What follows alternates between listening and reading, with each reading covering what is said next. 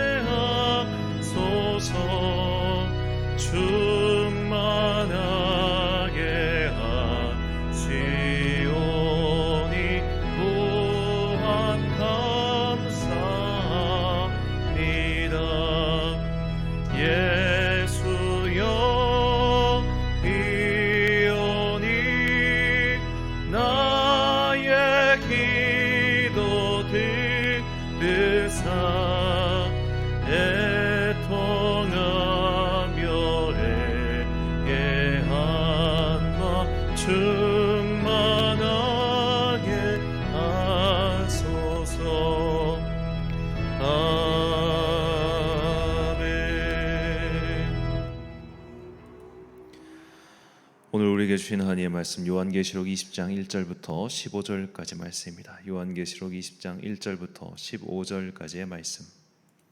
이제 봉독하겠습니다. 하나님의 말씀 경청하십시오. 나는 또 한 천사가 아비소스의 열쇠와 큰 사슬을 손에 들고 하늘에서 내려오는 것을 보았습니다. 그는 그 용 곧 악마요 사탄인 그 옛뱀을 붙잡아 결박하여 아비소스에 던지고 닫은 다음에 그 위에 봉인을 하여 1000년 동안 가두어 두고 1000년이 끝날 때까지는 민족들을 미혹하지 못하게 하였습니다. 사탄은 그 뒤에 잠시 동안 풀려나오게 되어 있습니다. 내가 또 보좌들을 보니 그 위에 사람들이 앉아 있었는데 그들은 심판할 권세를 받은 사람들이었습니다. 또 나는 예수의 증언과 하나님의 말씀 때문에 목이 베인 사람들의 영혼을 보았습니다. 그들은 그 짐승이나 그 짐승 우상에게 절하지 않고 그들의 이마와 손에 그 짐승의 표를 받지 않은 사람들입니다. 그들은 살아나서 그리스도와 함께 1000년 동안 다스렸습니다. 그 나머지 죽은 사람들은 1000년이 끝날 때까지 살아나지 못하였습니다. 이것이 첫째 부활입니다. 이 첫째 부활에 참여하는 사람은 복이 있고 거룩합니다. 이 사람들에게는 둘째 사망이 아무런 세력도 부리지 못합니다. 이 사람들은 하나님과 그리스도의 제사장이 되어서 1000년 동안 그와 함께 다스릴 것입니다. 1000년이 끝나면 사탄은 옥에서 풀려나서 땅의 사방에 있는 민족들 곧 곡과 마곡을 미혹하려고 나아갈 것입니다. 그리고 전쟁을 하려고 그들을 모을 것인데 그들의 수는 바다의 모래와 같을 것입니다. 그들은 지면으로 올라와서 성도들의 진과 하나님께서 사랑하시는 도시를 둘러쌌습니다. 그러나 하늘에서 불이 내려와서 그들을 삼켜버렸습니다. 그들을 미혹하던 악마도 불과 유황의 바다로 던져졌는데 그곳은 그 짐승과 거짓 예언자들이 있는 곳입니다. 거기에서 그들은 영원히 밤낮으로 고통을 당할 것입니다. 나는 크고 흰 보좌와 거기에 앉으신 분을 보았습니다. 땅과 하늘이 그 앞에서 사라지고 그 자리마저 찾아볼 수 없었습니다. 나는 또 죽은 사람들이 큰 자나 작은 자나 할 것 없이 다 그 보좌 앞에 서 있는 것을 보았습니다. 그리고 책들을 펴놓고 또 다른 책 하나를 펴놓았는데 그것은 생명의 책이었습니다. 죽은 사람들은 그 책에 기록되어 있는 대로 자기들의 행위대로 심판을 받았습니다. 바다가 그 속에 있는 죽은 사람들을 내놓고 사망과 지옥도 그 속에 있는 죽은 사람들을 내놓았습니다. 그들은 각각 자기들의 행위대로 심판을 받았습니다. 그리고 사망과 지옥의 불바다에 던져졌습니다. 이 불바다가 둘째 사막입니다. 이 생명책에 기록되어 있지 않은 사람은 누구나 다 이 불바다에 던져졌습니다. 아멘. 고람데오란 제목으로 하나님의 말씀 선포하겠습니다. 우리가 운전을 하다가 이 경찰이 등장하면 나도 모르게 조심하게 되죠. 혹시라도 교통법규를 어기고 있지는 않은지, 또 안전벨트 내가 지금 다 매고 있나, 이런 식으로 주의를 하게 됩니다. 경찰이라는 존재가 지켜보고 있다는 것만으로도, 나에게 법적 제재를 내릴 수 있는 존재가 있다는 것만으로도 이런 억지력이 생기죠. 그래서 밤에도 순찰차가 딱히 범죄자가 있어서 동네를 도는 게 아니라 범죄를 억제하기 위해서 동네 순찰을 도는 겁니다. 신앙생활도 마찬가지입니다. 하나님께서 지금 나를 지켜보고 계신다는 그 믿음이 있다면 우리가 어떻게 함부로 살 수 있겠습니까? 그래서 성도는 항상 내 앞에 하나님께서 나를 보고 계신다, 이 믿음을 가지고 살아야 합니다. 독수리가 날개치며 하늘을 날아도 하나님 아래에 있으며 땅 밑으로 숨어도 하나님의 손바닥 위에 있습니다. 손오공이 뛰어봤자 부처 손바닥 아래에 있듯이 우리는 결코 하나님의 시선에서 피할 수가 없습니다. 이렇게 하나님 앞에서 바르게 살아야 한다라는 뜻을 가진 라틴어가 코람데오입니다. 이 코람데오, 하나님 앞에서, 오늘 본문은 이 하나님 앞에서, 즉 코람데오의 믿음을 우리에게 가르쳐주고 있습니다. 본문 12절 말씀입니다. 또 내가 보니 죽은 자들이 큰 자나 작은 자나 그 보좌 앞에 서 있는데 책들이 펴 있고 또 다른 책이 펴졌으니 곧 생명책이라. 죽은 자들이 자기 행위를 따라 책들에 기록된 대로 심판을 받으니. 아멘. 자, 이 생명책에 구원받을 자들이 적혀 있습니다. 또한 심판받을 자들의 행적 또한 기록되어 있습니다. 정확히는 아마도 이 생명책에는 믿는 자든 믿지 않는 자든 그의 행적이 다 기록되어 있을 것이다, 이렇게 볼 수 있겠습니다. 이렇게 낱낱이 우리의 행적을 기록해 놓은 책이 있는 이유는 이 마지막 때에 하나님께서 재판을 여시는데 하나님이 재판장이십니다. 그리고 이 증거 자료로 제출된 것이 바로 이 생명의 책입니다. 이 책에 적혀 있는 것에 따라서 누군가는 영원한 불못에, 누군가는 영원한 천국에 들어가게 된다는 거죠. 자, 그렇다면 이렇게 재판이 열리는데, 재판이 열릴 때 고소인도 있어야, 고소하는 사람도 있겠지만 고소하는 사람과 더불어서 재판장이 있다면은 또 누가 있어야 됩니까? 변호사가 있어야겠죠. 변호사. 자, 이때 성경을 보면 우리를 고소하는 자는 마귀고 우리를 변호하는 자가 누구냐? 바로 성령님이십니다. 성령님. 자, 우리가 보통 보혜사라고 번역하는, 우리 요한복음에서 보혜사라고 번역하는 헬라어 파라클레이토스는 파라칼레오란 단어에서 온 말인데, 이것은 내 옆에서 부르다, 내 옆에서 말하다라는 뜻이에요. 그래서 파라칼레오의 명사형인 파라클레이토스는 보통 나의 변호사를 뜻합니다. 변호사. 특히 이제 귀족들 같은 경우는 자신에게 속한 개인 변호사를 뜻하죠. 그러니까 뭐 공중에 있어가지고 그냥 다 공익적 목적으로 활동하는 그런 변호사가 아니라 나의 개인 변호사가 파라클레이토스고 그분이 바로 보혜사 성령님이라는 겁니다. 자, 우리가 법정에 들어갈 때 변호사의 법적 도움을 받는 것과 안 받는 것은 천지 차이죠. 내가 아무리 물론 이제 해당 법에 대해서 법 지식이 있을 수도 있고 하지만 뭐 기본적으로 우리나라 사법 시스템도 외국도 마찬가지지만 이 라이센스 변호사 자격증이라고 하는 것이 이 모든 일들을 훨씬 더 어떻게 보면 편하게 합니다. 예를 들어 이제 접견 같은 경우도 변호사는 그 제한이 없는데 이런 우리 같은 가족들은 제한이 많거든요. 그렇기 때문에 혼자서 하는 거에는 뭐든지 한계가 있고 변호인의 도움을 받아야 됩니다. 그러니까 대부분의 선진 국가들이 돈이 없어서 변호인을 고용할 수 없는 사람에게 국선 변호사를 대주는 제도들이 있죠.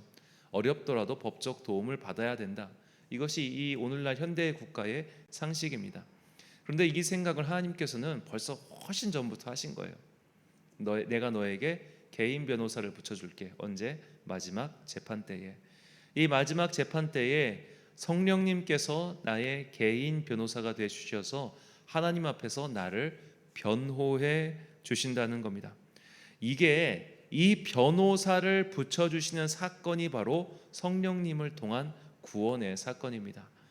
이 마지막 재판에서 누군가는 심판을 받아 지옥에 가고 누군가는 상을 받아 천국에 가는데 이때 내 편에 서서 내가 천국에 갈 수 있도록 나를 위해 하나님 앞에서 변호해 주시는 분이 바로 성령님이라는 거죠. 자, 여기에는 근본적인 어떤 신학적 사상이 깔려 있습니다. 모든 인간은 스스로 거룩할 수 없다라는 생각이죠. 만약 내가 모든 행실이 다 완벽해요. 나는 흠이 없어. 그러면 뭐하러 변호인 두겠습니까? 그냥 내가 내 스스로 변호하고 말지. 아유, 나는 그런 잘못 저지른 적 없다고 딱 보시면 아시지 않냐고.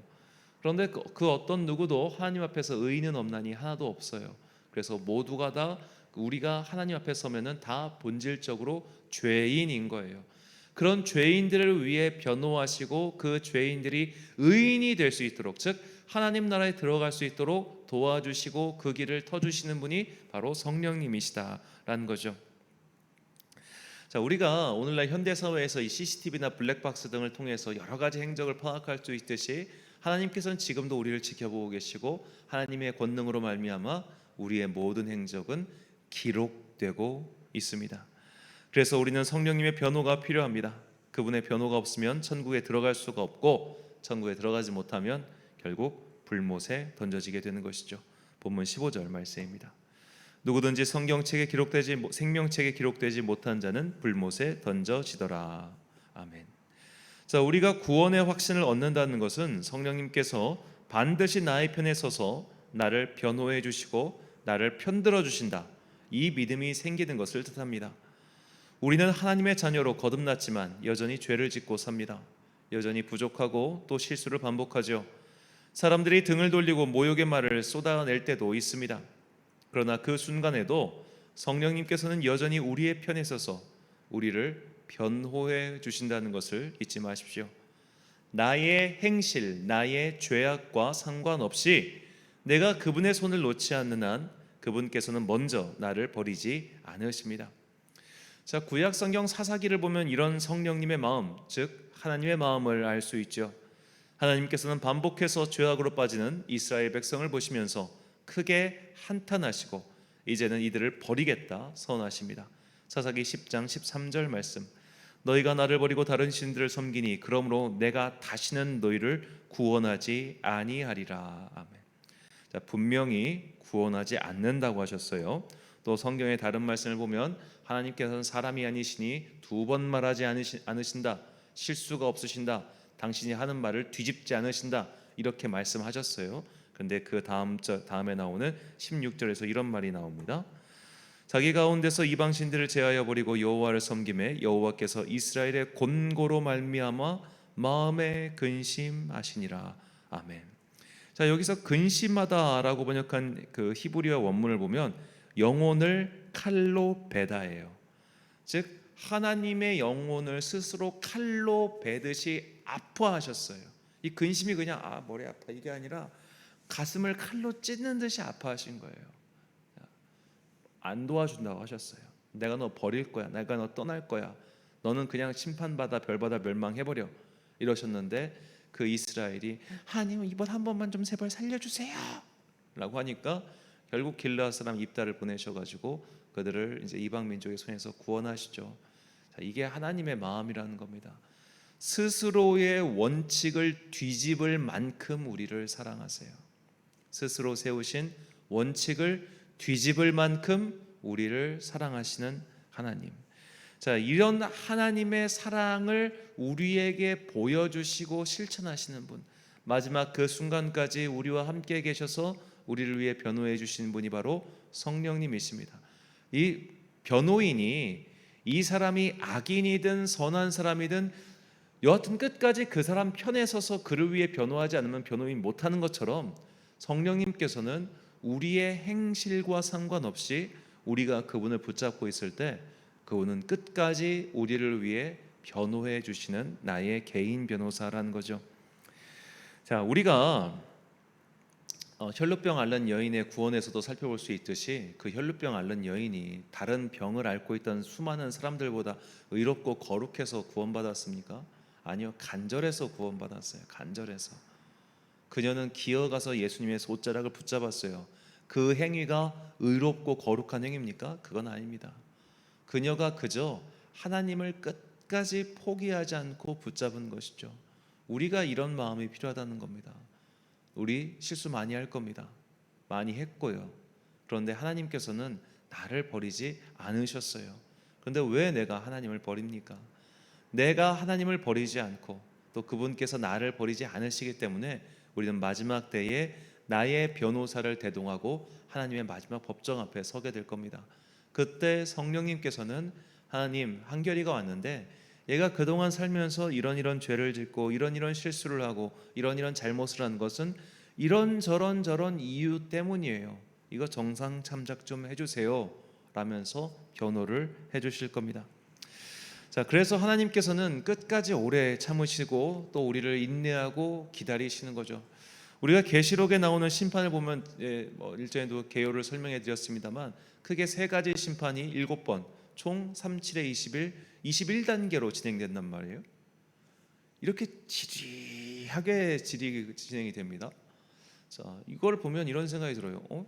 그냥 한 번에 팍 해버리면 안 되나? 왜 천천히 갈까요? 분명히 단계마다 왜 텀도 좀 긴 것 같아요. 기간도. 자, 이것은 하나님께서 우리에게 구원의 기회를 주시기 위해서예요. 야, 봐라. 내가 예언한 대로 지금 심판이 임하고 있지? 회개해. 돌이켜서 나에게 돌아와. 자, 하나님께서 심판을 내리시는 것. 하나님께서 여러 가지 악한 자들, 특히 이제 사사기 같은 경우는 이방 민족을 통해서 이스라엘을 시험하시는 것은 그들의 믿음과 구원을 위해서인 것이죠. 마지막 때도 마찬가지입니다.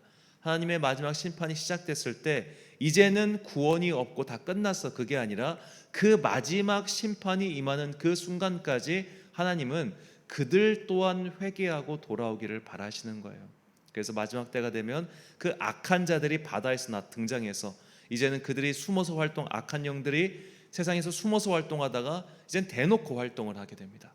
그렇게 대놓고 활동하는 그 추악한 모습을 보며 너희는 정신을 차리고 깨어서 회개하고 나에게 돌아오라, 이 말씀을 하고 계시는 것이죠. 그래서 계시록 서두에 말씀드린 것처럼 계시록은 무시무시한 심판을 내리기 위한 하나님의 협박이나 위협의 말씀이 아닙니다. 끝까지 오래 참으시고 기다리시는 하나님의 사랑과 은혜가 담긴 말씀이죠. 하나님께서는 우리를 위해 국선 변호사, 무료 변호사, 개인 변호사를 준비해 두셨습니다. 그 변호사의 이름은 성령님입니다. 누구든지 그 변호사를, 그 성령님을 나의 개인 변호사로 모시고자 하는 이는 그분을 나의 개인 변호사로 모시고 최후의 법정에서 최고의 변호를 받게 될 것입니다. 로마서 10장 12절과 13절 말씀입니다. 유대인이나 헬라인이나 차별이 없음이라 한 분이신 주께서 모든 사람의 주가 되사 그를 부르는 모든 사람에게 부요하시도다. 누구든지 주의 이름을 부르는 자는 구원을 받으리라. 아멘. 사랑하는 천안광성교회 성도 여러분, 그리고 이 새벽을 함께 깨우고 계신 귀한 주님의 자녀 여러분, 최후의 법정에서 나의 옆에서 변호하실 성령님을 믿으십니까?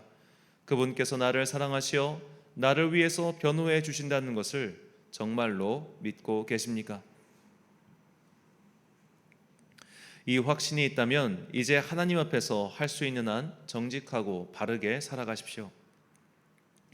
성령님의 존재와 변호를 믿는 이는 내가 지금 하나님 앞에 서 있다는 것을 부정할 도리가 없습니다. 내가 하나님 앞에 서 있다면 항상 두려움과 떨림으로 나의 구원을 이루기 위해 수고해야 하지 않겠습니까? 만약 아직 성령님께서 나의 변호사가 되사 나를 위하여 일하신다는 것을 믿지 못하겠다면 후하게 주사 꾸짖지 아니하시는 주님께 이 성령님의 임재라는 선물을 구하십시오. 주님께서는 구하는 자에게 반드시 성령을 주시겠다 약속하셨습니다. 나쁜 부모라도 자식에게는 선한 것을 주는 법인데 마지막 심판 때까지 길게 오래 참으시는 우리 하나님께서 이 성령님에 대한 구원의 선물을 어찌 우리에게 주지 않으시겠습니까? 이 마지막 법정 앞에 서기 전까지 내가 하나님 앞에 있다는 것을 분명히 자각하고 살아가십시오. 그리고 이 법정에서 우리의 변호사는 나의 의로움이나 진실한 행적 따위가 아니라 성령님의 변호, 그것을만이 우리를 구원시킨다는 것을 꼭 기억하십시오. 나를 지켜보고 계신 하나님, 그리고 나를 위해 변호하시는 성령님, 이 두 분 앞에 우리는 완전히 노출되어 있습니다. 이 진실을 속히 깨닫고 구원의 확신을 얻었다면 더욱더 굳건히 하시고, 아직 부족하다면 후히 주시고 꾸짖지 아니하시는 하나님께 믿음을 구하여 더욱 반드시 응답받는 여러분과 제가 되시길 간절히 축원합니다. 기도하겠습니다. 사랑과 은혜가 충만하신 아버지 하나님, 한 주간의 중간인 수요일을 맞이하여 오늘도 이 새벽에 말씀을 전하고 말씀을 듣고 기도할 수 있는 이 거룩한 기회를 주시니 참으로 감사합니다.